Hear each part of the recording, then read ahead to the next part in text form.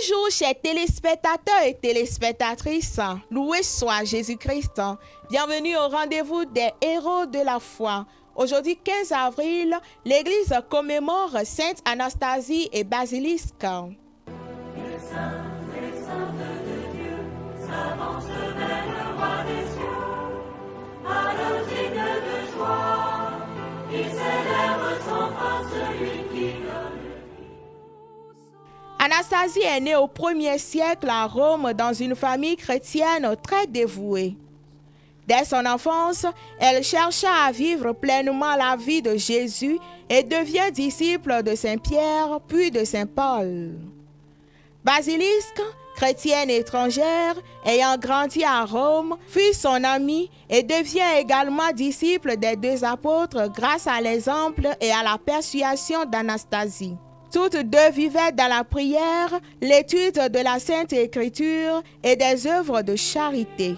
Elles accueillirent très souvent chez elles des chrétiens persécutés, ce qui attirait l'attention et la colère de l'empereur Néron. Elles furent alors arrêtées et condamnées à mort pour avoir soutenu les apôtres et les chrétiens persécutés, et pire encore, pour avoir refusé d'adorer les dieux de l'empereur.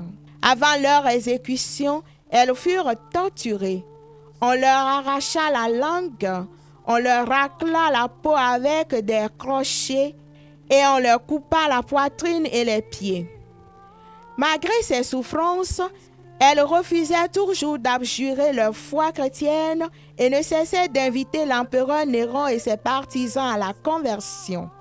Sous l'ordre de Néron, elles furent décapitées le 15 avril l'an 78 à Rome. Leurs reliques sont aujourd'hui vénérées dans les églises Santa Maria della Pace à Rome. Sainte Anastasie et Sainte Basilisque sont les saintes patronnes des couturières et des tailleurs et font partie des premiers martyrs de Rome.